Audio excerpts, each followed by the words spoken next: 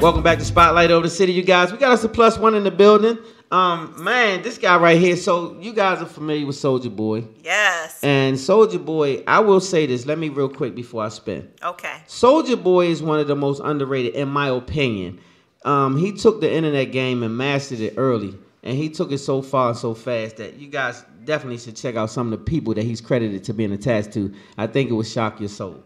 The latest videos and stuff that you see streaming and all those things going on. This man is definitely responsible for that and much more. So we're gonna let Wifey introduce give up some more of them accolades. Yeah, I'm gonna give us some more accolades. Like this young man has been in the industry for a very long time. So don't get that twisted. He has worked with a lot of people, not just Soulja Boy, but this recent one that he is responsible for. She make it clap. Clap, she clap, make it clap, clap, clap, clap, clap. That she video. Yeah. Listen, I know I'm 50, but you been on that?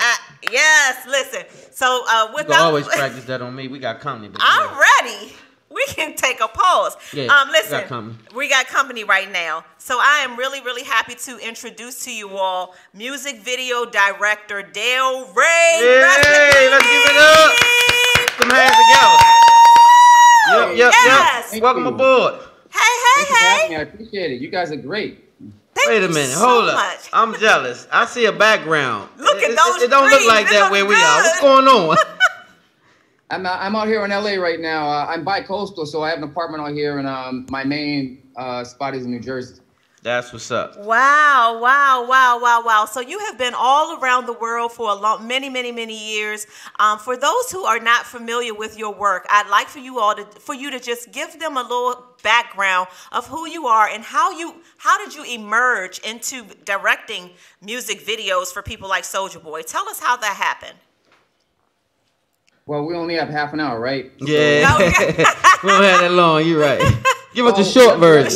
Short version. Let me say it's not like today where a lot of these young kids got phones and they have Instagram and they are instantly directors and writers and producers. So it wasn't like that.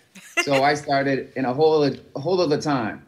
You know, it was basically knocking on doors when you actually couldn't go online and tweet something, or you couldn't Google anything. You literally had to go knock on a door. You had to pick up a phone and make a cold call. So it was like that. And I'm sure you guys understand what those days were like. So when I decided I wanted to be a director for film and TV, I finally got my first movie going. It was called Colors of Rage with Redman and Queen Pen and some other people in it. And that's a whole journey. Wow. And then it wasn't until I had a lot of momentum after my first independent film, Colors of Rage, that music videos in the mid-90s started to really, in the late 90s, early 2000s, started to crack open for a lot of different people.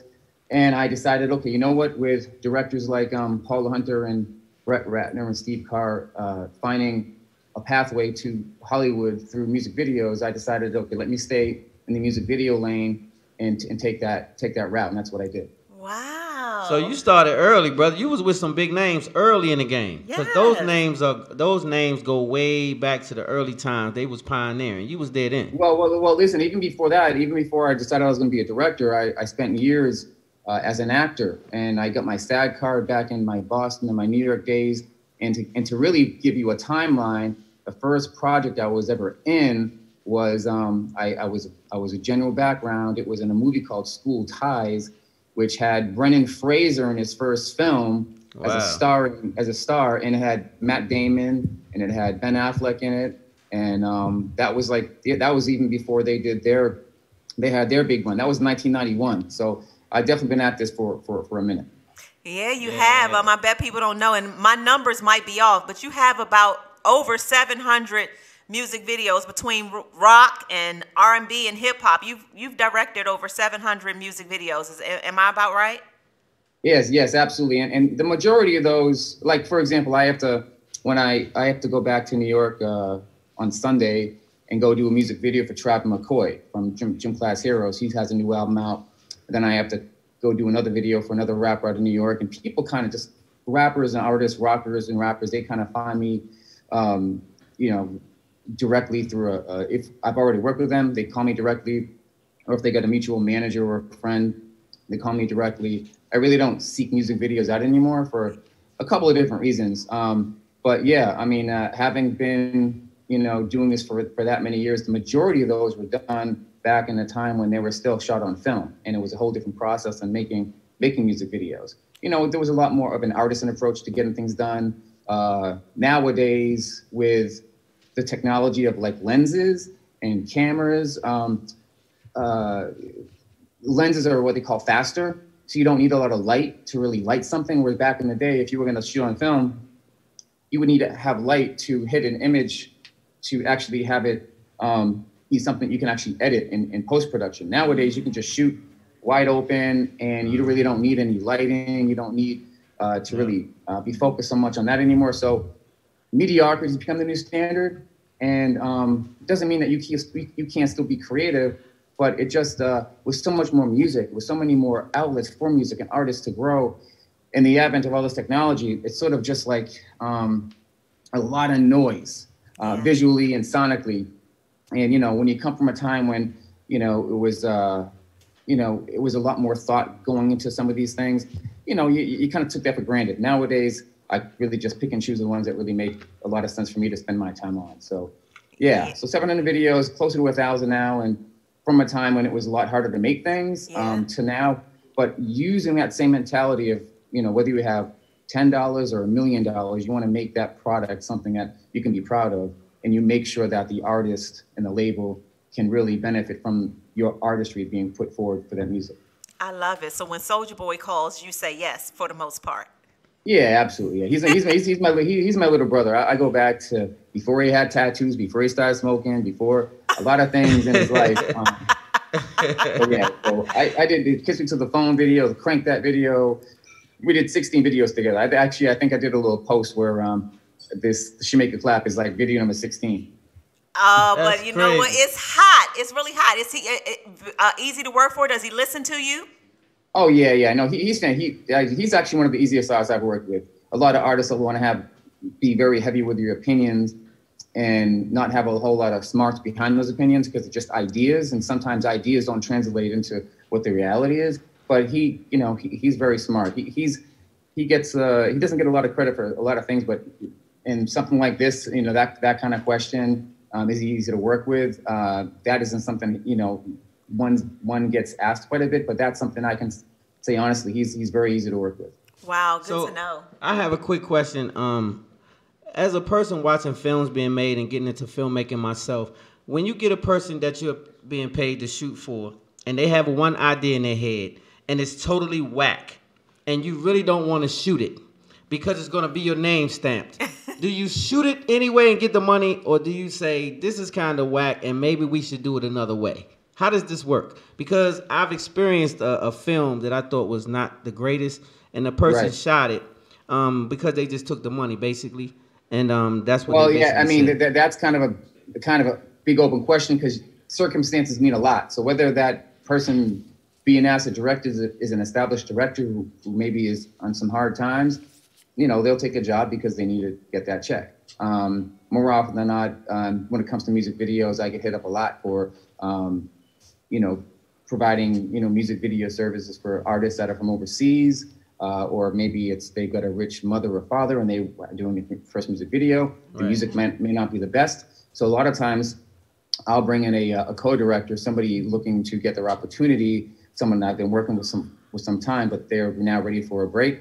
I'll bring them in, kind of let them run the show, but still monetize it where everybody gets paid what they're supposed to get paid and make sure the client still gets a good video. But I don't have to take ownership of, say, like that particular video because I really wasn't maybe involved so much because of. I like that. That's a smart way to handle it. That's a smart way to handle it. So you still get the money, but you don't have to really put your name to it, and you can kind of let them freestyle it the way they want. And you can allow someone else to get some experience. So I love everything good about concept. that. Very good concept. Can you tell us a little bit about what things you might have coming up? What are the things that you're looking forward to doing the rest of this year? You have any more music videos that you're working on, or any movies? Sure. So music videos, they come and go. I mean, I could literally get called right now saying I need to do music video in Atlanta or Texas or New York or Boston or LA. Like that can happen, at any moment. The projects I'm really focused on are There's a series I shot a short for called Cracker, which is about a present-day white supremacist that gets thrust back to an alternate time where blacks rule. We actually have an all-black streaming platform called Vire Network. It's at Watch Vire on IG. They're one of these really smart emerging platforms, which they own their own server, they have their own platform, they have a great original content, and they saw Cracker when it first came out. When we went viral with the trailer on YouTube within 24 hours last Juneteenth, they stepped up and said, we really want to drop this and have it do so well on our platform that we can actually tap our investors to go do this for the $2 to $3 million an episode that you really need to do it at. So Cracker drops Juneteenth on Vire, and after that drops, I'm going to turn my attention to my female John Wick project, which is called Black Betty Brown, and another project called Soul of a Sister, which I just got my first female lead in it. It's basically a sort of a Jerry Maguire for the music business with a little bit of Precious and Dreamgirls mixed in with it. Very focused on music and real singing. So I'm really excited about those projects. Man, you got a lot. Well, thank you for sharing that with us, man. I'm so proud of what you got going on. But I want to take the time to get everybody to give it up for almost 1,000 videos one time. That right there in itself is a feat in itself. But now you're getting over to the movie side of it, and I already see that you're cranking out some hits. Yeah. So once again, I want to hear, when is Cracker coming out? Because it sounds like a really interesting Juneteenth on Vire. We're going to have a couple of screenings in LA, New York, and also Atlanta, which will be accompanied with, because it's about a 25-minute short. We actually have the Mothers of the Movement, which are rocking with us. Like we have, Sabrina Fulton, we have Gwen Garner, and a lot of the mothers of the movement from the, that have had family members that have fallen at, we know this very horrible situation that's going on. So we have some screenings, we have some Q&As, and we have some music performances going on with some very incredible talent, people like Avery Wilson, Tish Hyman, Saigon, and a bunch of others. So when you guys can check it out, please check it out, support when you can. And I look forward to all of your comments and having a part 2 of this conversation sometime down the road. I would love to, and I would also love to extend the thought to have it here in DC as well. We have a platform or two that we might can extend and make that work right here as well. So don't leave us out. Don't leave us out. Absolutely not. I look forward to send me another message, and I'll connect the dots and we'll make it happen. Okay, yeah, let's make that happen. Sounds good. Before we let you go, though, because like my husband just did and gave you some claps, I want to let people know some of the significant people that you have worked with in the industry. Y'all, this guy is the real deal. He has worked with Nicki Minaj, Pitbull, Diddy, of course, Soulja Boy, Ice Cube, Flo Rida, T.I., Travis McCoy, Method Man, Redman, Jim Jones, Rick Ross, Guns N' Roses, Tyga, Cameron, Lil Wayne, Ja Rule, E40, Lil Kim, The Game, Keisha Cole, Bun B. Listen. You better know who you're looking at. You better understand now. I'm trying to tell you. I'm only on the second line. I just wanted y'all to get a feel for who you're talking to. I appreciate that. You just gave me some, every name you just mentioned, I had flashbacks of all those sets and all the different chaos I had in those sets. You just took me down memory lane. I bet. Hey, we believe in that though, brother. We believe in giving people their flowers while they're alive. You guys are fantastic. You guys do a lot for your show. Though. I was listening for like 5 minutes. You guys cover a lot of ground. Thank you so much. Thank you, man. We appreciate you. But I just want to let you know that we're proud of what you're doing, and man, you are doing it. Have been doing it for a long time. You're a very humble person, and I appreciate that. Yes, and so I want you to know we consider you a part of our Spotlight family. Anytime our platform can spread the word about your projects, we're definitely going to be telling people about Cracker and everything that you got going on, and we will connect with the other thing we talked about. So anytime. I'll connect you guys with the buyer, and we'll extend the families, and we'll keep this thing moving. Yes, for sure. We will. Appreciate the love, no doubt. Yes, so give out all your information so people can support you, and we're going to let you go. Yeah, where can they follow you? You guys have a great day. Bye now. Where can they follow you? Where can they follow you real quick before you go? Oh, at Real Rage, REELRAGE. Okay, at Real Rage. At Real Rage on that's IG, right? Yes. Yes, sir. Yep. Y'all give it up one more time y'all better for give Real it up. Rage. You already know. Thank you. Yeah. Man, we have a great time. So this is what Spotlight Family is all about. We like to extend the hand, and that was a blessing to have somebody like that on Spotlight over the city. Absolutely. We love to say we are thankful for that, because this young man is working his tail off, as y'all can see. We couldn't even give all the accolades. Won't have time. That's right.